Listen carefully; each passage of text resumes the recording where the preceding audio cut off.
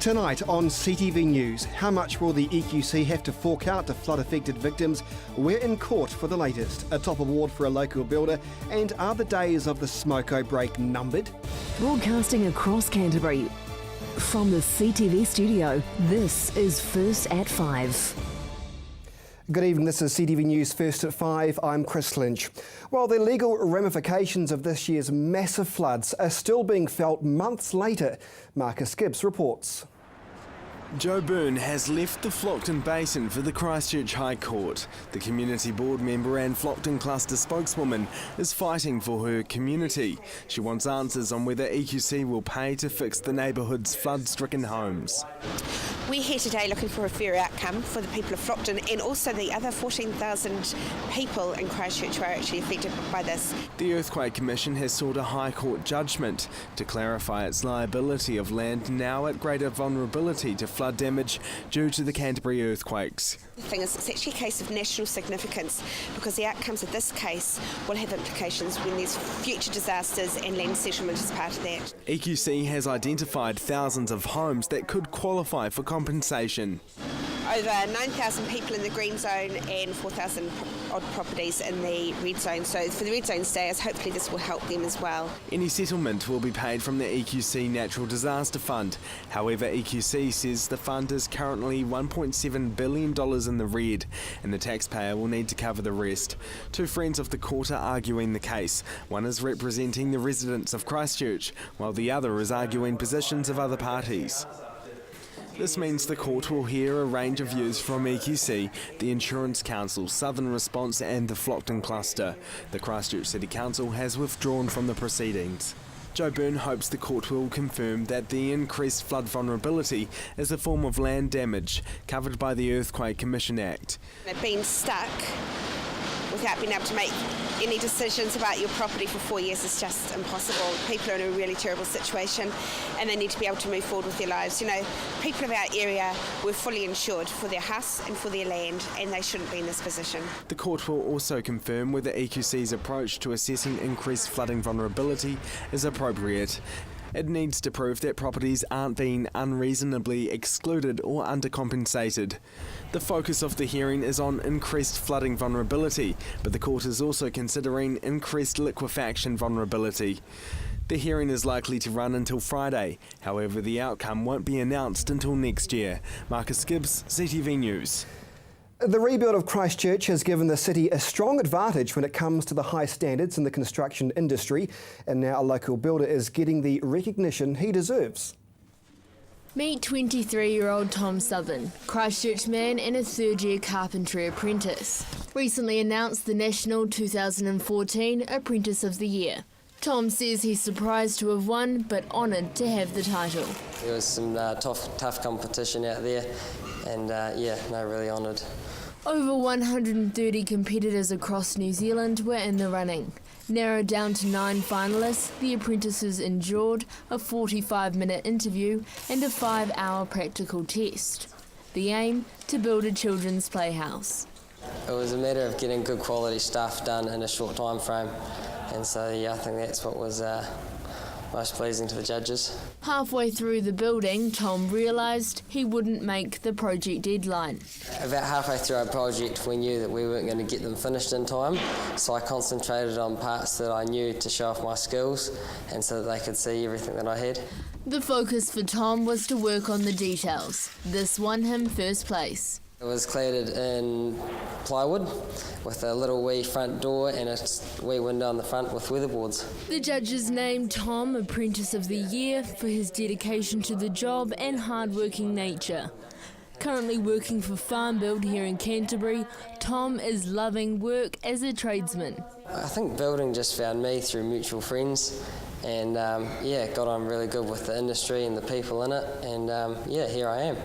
For apprentices, especially here in Canterbury, Tom says the opportunities are everywhere. There's so many areas where you can go once you're in the industry. There's a really good system where you can, once you're qualified, you can go into so many different aspects of it. As a born Cantabrian, being a part of the rebuild is particularly exciting. Tom says there's no shortage of work and the industry is booming. To be a part of it and say that, you know, you helped along and watch everything progress, watch the city come back together, yeah, it's good. A trades apprenticeship takes 3 to 4 years to complete.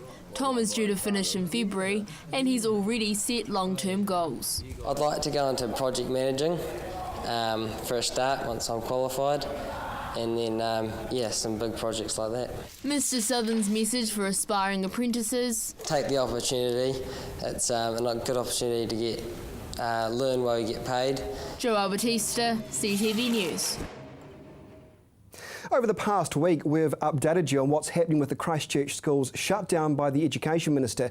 Well, tonight we take a look at what the Ministry is doing to prevent vandalism. Branson Intermediate was one of more than a dozen Christchurch schools closed by the Education Minister last year.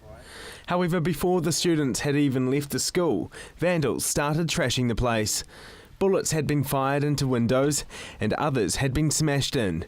We've had attacks on windows with hammers, we've had graffiti on a nightly basis, we've even had someone in here with a BB gun shooting at windows. At the time of the attacks, then Principal Jennifer O'Leary felt as though people had given up on the school.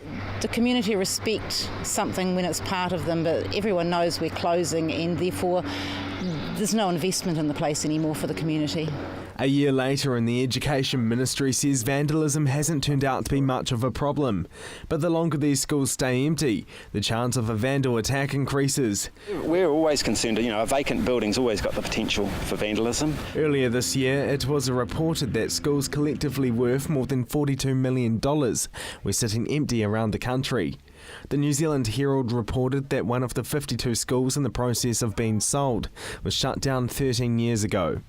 Invercargill Mayor Tim Shadbolt has previously described some Southland schools as rotting corpses, branding them magnets for vandalism. However, the Education Ministry hopes that with various community groups and government agencies using the closed Christchurch schools, vandals won't come knocking. The community groups are fantastic. They take that real ownership care in the asset in the building. So what we find with them is that they'll look after it even better and people will respect that.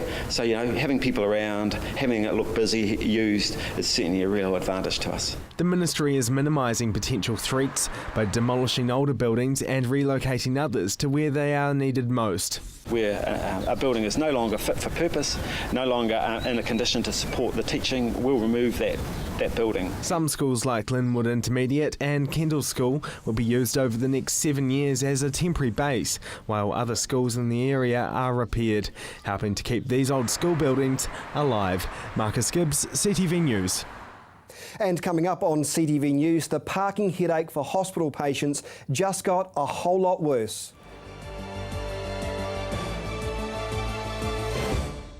Kids Television is right here on CTV. With an exciting range of kids programming, join in on all the fun, Saturday 7am to 8:30am, right here on CTV.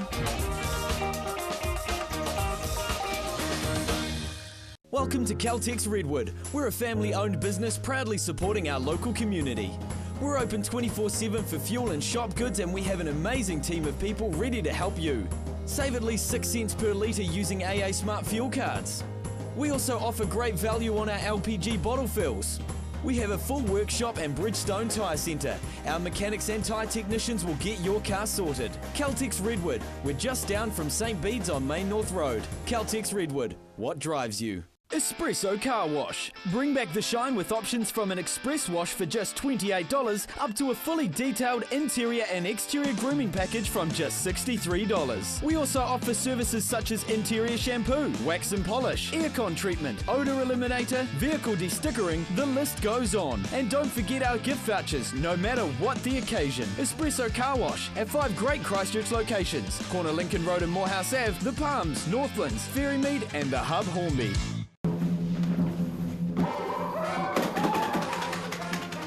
Avoid the monkeys when it comes to relocating.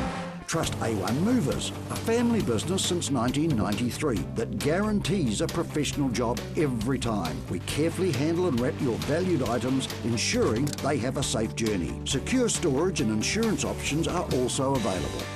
A1 Movers, the careful, caring, moving company. Oi! Located at the foot of the Port Hills, Berrymead Golf offers a spectacular location for any occasion. Make a dream wedding a reality with private use of our green function room, outdoor garden courtyard, large marquee and stunning gazebo. Or for your next conference, enjoy the relaxed atmosphere of Berrymead Golf, offering a private, spacious conference room with special deals to make any break a true break. All with customised catering from the Wow Cafe. Berrymead Golf, 50 Berrymead Park Drive, right next to the Berrymead Heritage Park. In Good Shape, examining all aspects of healthcare, medicine, research, nutrition, fitness and beauty, with in-depth interviews from medical experts. It's all here on In Good Shape, Tuesday morning at 9:30 CTV.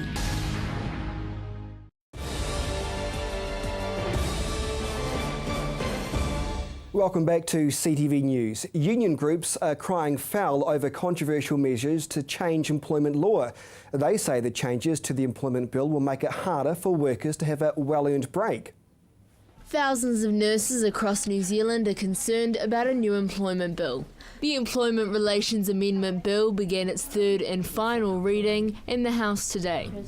Susan Stewart, a Christchurch educator at the New Zealand Nurses Organisation, says the nurses are outraged. Invest in health, invest in the staff, invest in patient care, and that means putting your money where your mouth is. Pay us properly, make sure we've got the right staff, make sure we've got good staffing levels, make sure our public hospitals are well funded so they function in the best interests of the patient. 5,000 submissions have been put forward by the Nurses Organisation. One of the main frustrations from nurses is a change to a legal requirement that provides set breaks. Is that they will lose their morning and afternoon tea breaks and lunch breaks.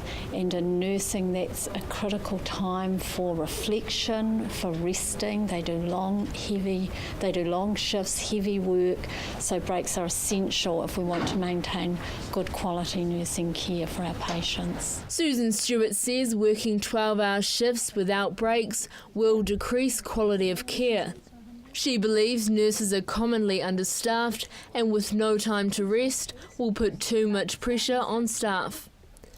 We're normally short-staffed, so they're carrying heavy workloads as it is, so without a break it just compounds the likelihood of people making mistakes or not offering the quality of care that patients expect and we want to give to have job satisfaction. In 2004, the New Zealand Nurses Organisation fought for a collective agreement for universal appropriate working conditions. You have qualifications, you have skills, you have experience, you have expertise. We're professionals. Our wages and conditions need to recognise that. If you remove a national document that's founded on that, then people can be paid whatever the employer offers. Susan Stewart says the government has chosen to underfund the health sector. Not putting the investment in, we've been underfunded in this budget by $100 million. So what is the likely impact of that? We'll see cuts to wages, we'll see cuts to staffing, we'll see a cost for patients in terms of the care that they receive in our public hospitals. In a statement, Workplace Relations and Safety Minister Michael Woodhouse says under the bill, employers and employees are able to negotiate meal and rest breaks. If they can't agree, then the employer can decide, but this must be reasonable. Minister Woodhouse says the only situations where an employer does not have to give breaks are when the employee agrees, or when the nature of the work means the employer can't reasonably allow a break. Joelle Batista, CTV News. Well, as you'll know, Christchurch Hospital is getting a much-needed acute services department, and while this is welcome news for the CDHB, it's a bit of a double-edged sword. You see, they've closed most of the public parking and introduced temporary measures to ease parking stress, but is it working? Construction on Christchurch Hospital is expected to take 4 years. CDHB Chief Executive David Meats says in the first stage no car parks other than disability spaces will be available. Over the next 4 to 5 years, we're going to be using a range of different parking arrangements, including park and ride, different drop-off solutions for both staff and patients to make sure that people can access services. It's going to be a complicated process, but the end result is going to be worth it. The Park and Rug car park is on the corner of St Asaph and Antigua Streets, with a free shuttle bus running to the hospital every 15 minutes. David Mead says the new development will make the hospital one of the most modern in the Southern Hemisphere. So the first stage has got about 380 odd hospital beds, new operating theatres, new emergency department, new intensive care unit, and a whole range of support structures that go with that. And it's going to be a significant build. Mr Mead says it's going to be a very challenging 4 years. Essentially every single service in Christchurch Hospital will have shifted at least once, and 40% of most clinical services will have shifted probably 3 to 4 times. So it's going to be an ever-changing and moving environment. The main entrance is now drop-off only. Traffic flows in front of the hospital have been converted into a 2-lane system. David Mead says emergency services will continue as normal. It's going to be a different pathway. At the front of the Christchurch Hospital will be converted into two-way traffic. Park and ride isn't the only option on the cards. Mr Mead says as needs change, so will alternative parking. We've got a plan B, C and D, recognising that things are going to change on a month-by-month basis, and certainly over the next 2 to 3 years we will be having different solutions that will be fit for purpose that will need to come into play at that time. Mr Meads wants Christchurch residents who have alternative transportation to use it to help ease potential congestion. Anything to help take some of the pressure off. We have about 4,000 visitors, patients visiting every day Christchurch Hospital, so it's a busy and a lot of people coming and going. The shuttle bus runs 7 days a week from 7 a.m. until 8:30 p.m. Joelle Batista, CTV News. Creative artists in Christchurch are making good use of empty sections in the city. The Sarah-owned land is being transformed into cultural landmarks, winning the approval from You at Home. This is its largest garden to date. Greening the Rubble's Places of Tranquility covers 1,200 square metres in the city centre, an initiative by the Canterbury District Health Board that seeks to include the city's ethnic communities and traditions, cultures and spiritual beliefs in the rebuild. She noticed that a lot of the ethnic communities weren't being engaged with the rebuild and their conversation was kind of getting lost. So she came up with this idea of places of tranquility to reflect their ideas of tranquility and their spaces. These carvings and communal spaces representing Māori and Pacifica cultures. Contrasting against the other half of the garden, its secluded and singular spaces reflect Greater Southeast Asia. And they're meant to reflect the different cultures' ideas of tranquility and also native flora and fauna. The project took 8 weeks to construct on the former site of the Canterbury Manufacturing Association. The Canterbury Earthquake Recovery Authority now owns the land. They're leasing it to Greening the Rubble for the next 2 years. Plans to bring the empty lot to life were created by Lincoln University students who won a design competition back in 2012. And they had a design competition for each of the 6 gardens. There was, I think, 4 students per region, and they designed and then were voted on by the local communities about what their favourite design was. Most of the plants and materials used here have been donated by the community. The garden's large tree, best known for donning its own hivers outfit, has now been stripped of its bright orange coat. When we started here, we were like, oh, we'll keep it, and then we noticed it was getting quite tattered. And then when we had a closer look at the tree was not really loving it that much, so we just talked to Peter and he came down and agreed to remove it. Greening the Rubble is hoping to secure 2 more sites to complete the entire project. Emma Cropper, CTV News. Well, still to come, the weekend sport and the region's weather.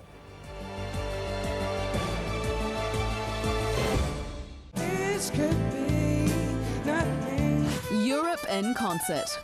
A new, fantastic international artist performing every week. Saturday evening at 7 p.m, right here on CTV. Action Removals, offering short or long-term storage facilities, full packing services, comprehensive rates, all fully insured and with 6 vehicle sizes to choose from. Earthquake repairs? Action Removals pack, move, store and return your valuable possessions stress-free. Action Removals, a family business that has been operating in Christchurch for over 10 years. Action Removals, your one-stop removal service on time, every time. 0800 222 526. Undergone home renovations? Looking for that special something to complete a room? Look no further than the Hitching Post. Their extensive range ensures you can find that special something. From plasma cut metalwork to candles, artwork, weather vanes, or even a customised gate. So come on down to the Hitching Post, 722 Marshland Road.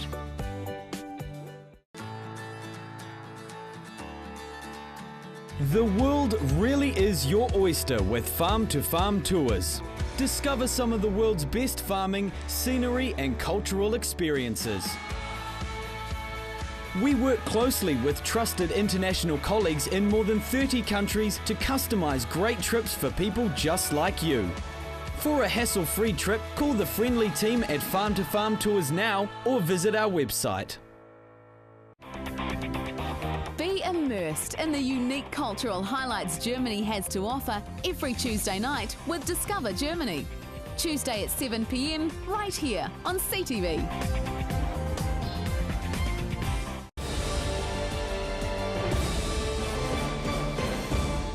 Welcome back to CTV News. Now here's Gordon Finlater with the weekend sport wrap-up.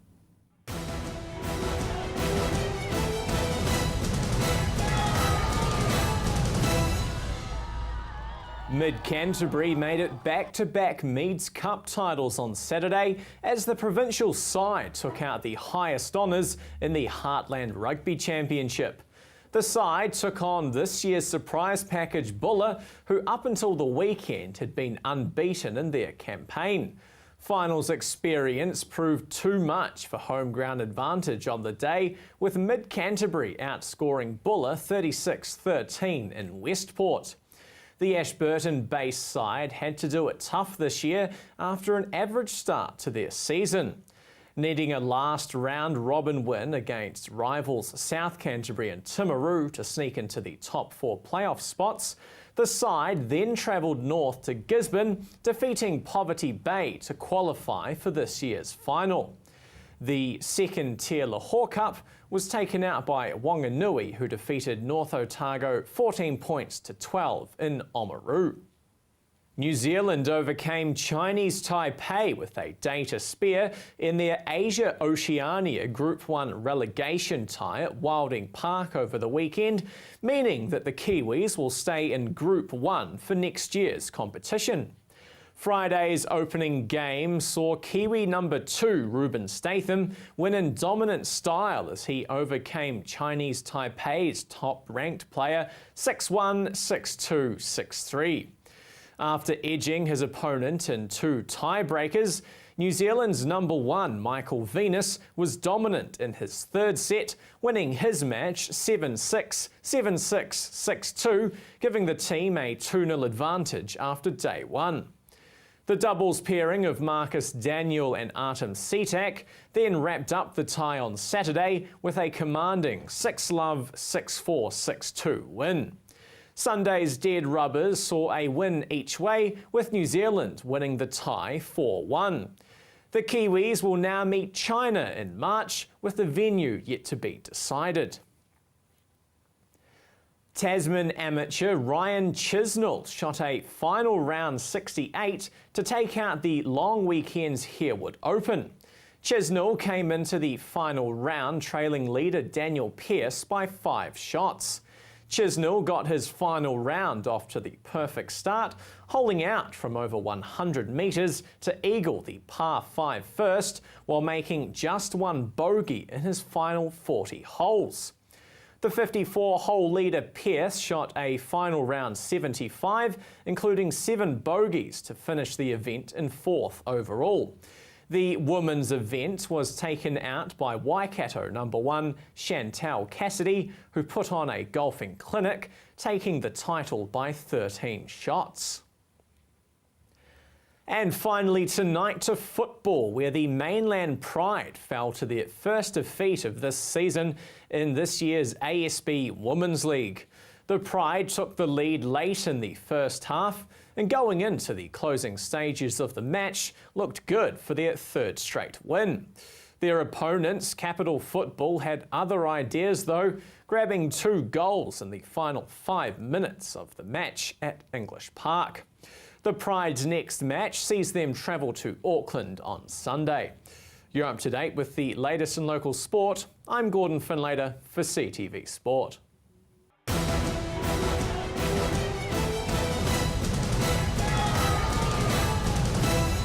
So will it remain sunny around the region? Here's Emma Cropper.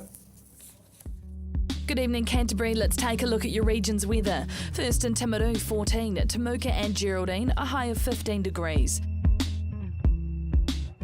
Methven, Ashburton and also Rakaia, you had a high of 14. Looking now at Darfield, Leeston and Rolleston, a mild day for you, hitting 14 degrees. Lincoln and Christchurch hope you have been enjoying the blue skies, hitting 14 today. Heading over to Akaroa, a mild day for you on 14 degrees. Heading north to the Waimakariri district, Rangiora, Kaipui 14, Amberley as well, 14 degrees. In the Huranui district, Culver and Hanna Springs and Cheviot took out the region's high on 16, and at the very top in Kaikoura, 14 degrees today. But what about tomorrow? In Timaru, fine with high cloud increasing and gusty mild northwesterlies. Expect colder southwesterlies will bring a few showers late in the afternoon. Hitting 9 degrees overnight and expect a high of 21 during the day.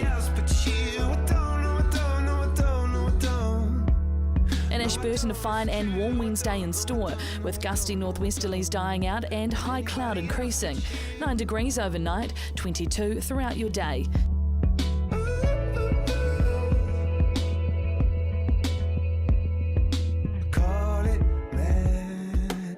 In Christchurch, warm northwesterly winds developing during the morning, with high cloud increasing. Expect a few evening showers possible with a cool southwesterly change.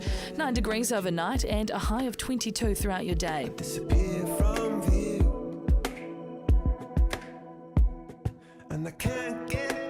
In Kaikoura, a fine and warm Wednesday is in store, with gusty northwesterlies dying out and high cloud creeping in. Expect 9 degrees overnight and a high of 22 throughout your day.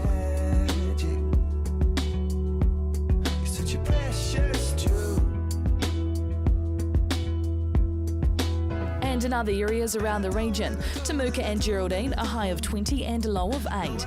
Methven and Rakaia expect cloud with a high of 19 and 20.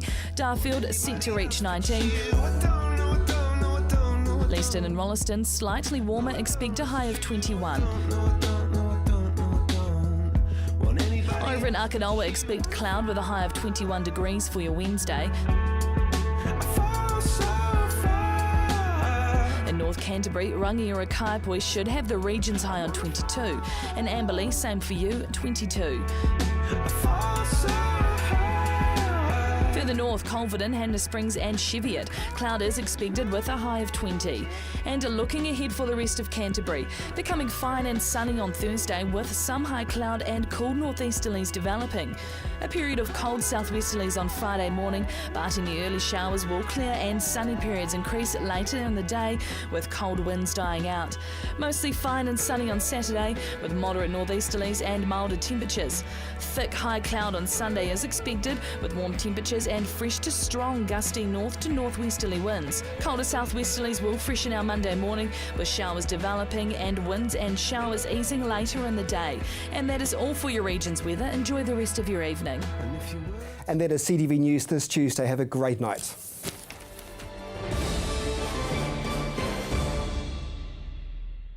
Supporting local content so you can see more of New Zealand on air.